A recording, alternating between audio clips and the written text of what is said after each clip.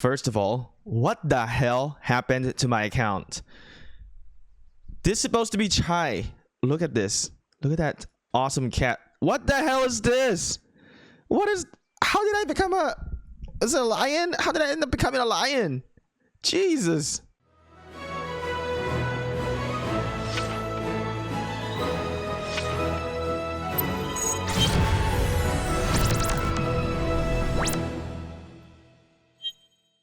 By the way, have you guys seen my new channel, Shinchi 42 TV? Well, in that new channel, we are creating a new content about Infinite Galaxy. I would love to invite you guys to consider subscribing into that new channel to support us as well as we are playing this brand new game. Now, this game, we have been really successful so far. We are now ranked 4th in the entire server, so it's really good. We're making really good progress. We've got a lot of free-to-play who have joined us as well. Some of them are from Rise of Kingdoms, and a lot of them are really really great, and we're having fun in here. So if you would like to check this out, click that link in the description and also follow us in Shinchi 42 TV. So today we're going to talk about the 7 dispatches. So we've seen it in the pictures. People have talked about it. Increase your troop dispatch limit to 7. So how is this going to really affect the gaming of the Rise of Kingdoms players in here? So I want to say thank you for 1093 for sharing these pictures on Facebook. So I was able to grab them for free. Again, thank you for them. There's a credit for them for putting the images out there. You know what? In my opinion, I don't think this is a very good approach into the game. I see what they have done to where they have, I think they are reducing or removing the bigger dispatch capacity, but they're adding another queue. I'm not sure if this is all like correct and stuff, but that's what we have seen. It's a rumor at this moment until I physically and see the update. Maybe it is legit. If it is, Rise of Kingdom can always adjust. They usually do like a test in the earlier server and then they adjust going into our later server. So it's possible that they're testing things up in there and see how the community is going to react. But besides that, when we talk about 5 marches, right? So for me, I guess I have to send one back to show you what my 5 marches as we are going into the Ark of Osiris League. Now, the 5 marches in KVK, there's pros and cons with this. I'm not going to say that it's all good. I'm not going to say it's all bad, but I think there's some benefit, especially between free to play and pay to win. Now, let's just talk about my 5 marches in here. So currently with my equipments and setup in here, I have got more archer gears. So this is going to be my setup. We have Ramses YSG, Edward Tamiris, and then I'm going to try to do this Artemisia and Kusunoki, since we're going to do a lot of battles and there's going to be like a lot of AoE, want to benefit with the AoE. We have Guan Yu and Alex. Really my setup is in here is a big AoE type of setup. And then we have Richard and Martel. For me, I am already set with this. Now if we add 2 more marches in there, right, what am I going to be working on? I mean, there's a bunch of different things that I can do, but are they going to be very optimal? No, because I don't have all the awesome commanders maxed out. Like if I had cavalry, that would be really nice. So this is really going to benefit those super mega whales that has a lot of legendary commanders maxed out and has a lot of gears as well that are built to complement their commander. So they're going to be really strong when they come out in the field. So in KVK, when they have 7 marches, a lot of the free to plays would probably have let's be honest, maybe 1 or 2 the most optimal march that they have, like the super strong march. I'd say for me, I'm a medium spender. I would say I have about 4 really optimal, and my 5th one is not really that good. So the thing is, when the super mega whales come out, they have 7 full really strong march. And how is that going to affect, right? It's going to affect free to plays, low spenders, and even medium spenders a lot. Now another thing that you need to understand is that like I said, I'm a medium spender. I haven't spent anything much really this year, so you can judge me however you want because I've spent $3,000 in one event. Yeah, but you can see other players, they have spent more throughout the progression of their gaming. It's more insane. But for me, I mean, I have about 1.7 million or 1.6 million, I'd say, of the archers in here really is not accommodatable to have like 7 marches. It'll go fast, it'll go quick, right? Plus the hospital. Now another thing that they need to talk about is if they're going to be making 7 marches is they need to increase the hospital capacity as well, because there's no point having 7 marches and your hospital capacity is still at like a max cap, like about 600 to 700k, right? Around that range. I think 630 if I am correct, about 630. I don't remember the exact amount in kvk, but here's the thing, right? The troops, you still gotta heal them. You gotta fight a lot. You gotta heal them. So what's the point, right? The point there is that these super mega whales are gonna come out. They're gonna be able to knock you out easy and quicker, because now they have 7 marches. Now you have to think about this. It's not just in terms of troop count. Honestly, I would rather have a higher troop capacity than another march coming out. You know why? Because this is something that I don't think I've seen from people's comment, is that they're forgetting is that each commander, so when you have 7 dispatch, right, you have extra 2 dispatch, and the 2 of those dispatch will have 4 commanders inside. Those 4 commanders will have different skills, right? So that's going to affect you. So there's going to be 4 different active skills that's going to affect and hit you. So let's say you're free to play, you go out, then you end up facing a whale in the battlefield, and they have like 7 marches. Just hypothetically speaking, you have maybe 5 marches, right?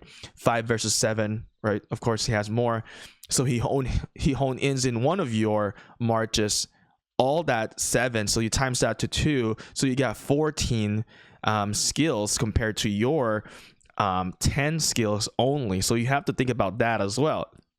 Now, some people have said that, oh yeah, it's actually not a bad thing, because now you'll have like lesser troop count. But like I said, big thing, skills is a huge thing in ROK. I feel like a lot of people don't really think about that one, but it is a big thing. Now, I've seen some comments, and I don't want to really get into it, but it is true that yes, you have another 2 marches, meaning you can farm more, which is really good, allows you to gather more resources, develop more during that time period, which is nice. But in a battle perspective, I mean, this is not a farm game, this is a battle perspective. It's a war game, right? So in that perspective, in the battle, you are not going to really see a big benefit if you are not in the 1% or maybe 5% player spending into the game. Now, I've seen this comment here on the Rise of Kingdoms Facebook group, and I posted into my official page as well on Facebook. So if you haven't really followed me on the Facebook official group, make sure to do so. So it says here, more marches in the field means more lag. Honestly, that is 100% true. And I could not see why certain players would really support having more marches. And especially, I've mentioned about the commanders, right? More commanders, more skill animation, more lag.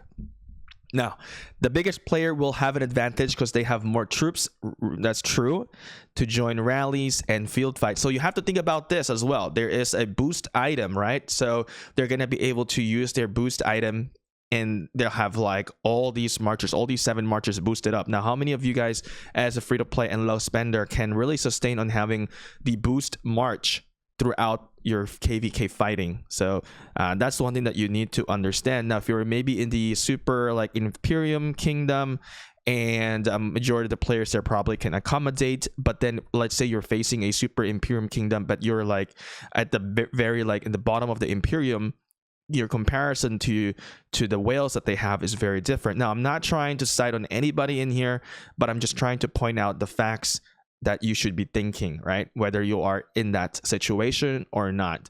We're going to try to be as fair as we can, but of course, I've already stated my opinion as well. For me, I'm not a big fan of it, but it is what it is. I just got to deal with it. I'll try to make it work and try to benefit onto some of the situations that I'm going to get into, but I'll try to be as fair as I can. Like I said, I'll try. So more legendaries to swarm your rallies and spank you in the field fight. So very true. More rallies joins means more deads. More deads means more speed ups, and resources need to train those troops that they're going to lose. That's exactly true. But like I said, I don't think a lot of the free to play would be the one to really maximizes in joining a lot of the rallies. Doing seven rallies to join, that would be really, really detrimental for free to play, and especially for like the low spenders. Perhaps the medium spenders can, but this allows the bigger spenders to be able to distribute their troops or their marches more. And another thing that you can say is that with having 7 marches, if one super mega whale wants to defend one flag, let's say he's got like, he's an unlimited fund, rich, right? And he wants to defend that one flag by himself with 7 marches. He can do it. I mean, he can do it. You can do it with the 5 marches already, but with the 7 marches, it allows you to really fill it up, right? Because you can fill up that, like, let's say you want to defend that Alliance Fortress with 2 million troops. So it's going to really boost you up and help you up to get there. Now, you might say, oh, yes, it's cool. We can defeat the spender. We can make him pay. We can make him spending. But honestly, one thing that I've realized in Rise of Kingdoms is that there are really, really, really rich players in here to where that couple $100,000 is nothing to them. Let's be honest. So in the gaming perspective, this could really be more beneficial to the heavy spenders compared to the medium to low spender, which is 80%, or I'd say 90% of the players, or maybe 95% of the players of the game. I don't really know. I feel like there's still a lot. Maybe, actually, I might be wrong. It could be like 80%. I don't really know the statistics of this, but I've seen there's a lot of really big spenders in the game. I would say maybe 20%. I don't know. I don't know the real stats. So I'm just like guessing game in here. More resources and speed ups needed to heal. So people will need much resources and speed ups unless you want to go bankrupt. So this is why you built up your farm account, right? 7 marches. Bring your farm account into KVK. Yes. We'll have the most fun, and you can only join rallies and get deads. Never mind, joining rallies will give you both deads and wounded, so you'll be swarmed down. You'll be able to bankrupt anyways. Well, very optimistic there. So another thing in here is less tactics needed to gain any sort of advantage for kingdoms. I don't think it's going to be less tactics, because you still need to be smart about it. But definitely, if there's bigger whales, you can definitely take advantage of that situation. Like I said, this is going to be really playing effect into the Imperium kingdoms, mostly. And if there is some actually like mega whale in one of those dead kingdoms, and they can take advantage of that situation as well. But still, I don't think it's going to have a like a huge impact when it comes to the tactics. I think it's still, at the end of the day, it's going to really depend on the activity of the players of the entire kingdom if you're going to win KVK or not, because you can have 7 marches there, but if you have 10 times more active players than the more whale kingdom, then you're still going to succeed there. It says here, I mentioned this reason in my mind that you play Heroic Anthem and know that its mechanics and you are familiar with the game. Okay. Yeah, it's good. Let's see. So some stuff about good stuff, I guess, that you can farm more gems. Yeah, I think this reason for the good stuff in here are very weak reasoning, and the weaker kingdom, the better for you. Of course, it depends on how good of an alliance you have. So honestly, it's really dependent on who has the bigger whales, like the bigger spenders. And as a free to play, you're not going to be sending out like mediocre marches, because it's just useless. If you send out mediocre marches, you're going to get more casualty. You're going to have more healing of troops, more deads eventually if you fill up your hospital. So another thing that he didn't mention in here, which honestly, I like what he said in here, very good. But let's get back into the game in here. One thing that wasn't mentioned there is that as a free-to-play player, you have 7 marches.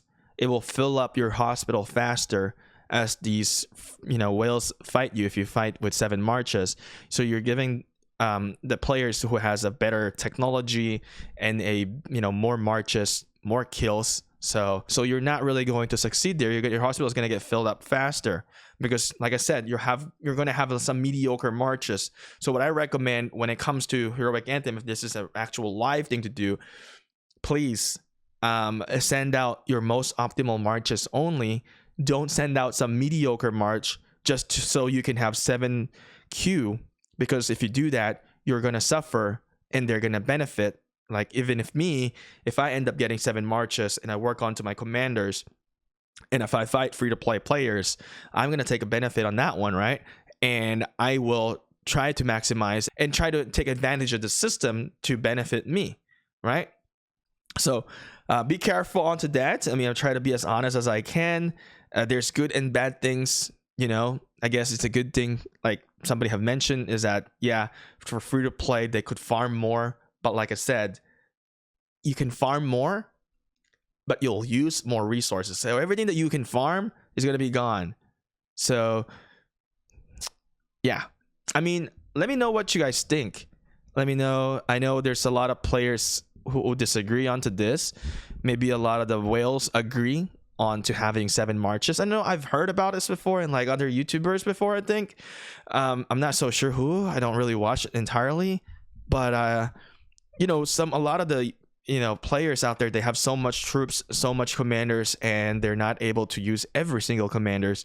And it's like, why am I investing on new commanders if I cannot use all of them, right? Why am I spending money to get new and newer commanders where my older commanders just get, you know, dusty and, you know, they don't get to come out? So this is probably one of the reasons why the update is happening, to cater to some of the, you know, pay to wins who are spending money into the game to have their enjoyment as well, to bring out their troops. So that, I don't know, for me, I'm very content with 5 marches.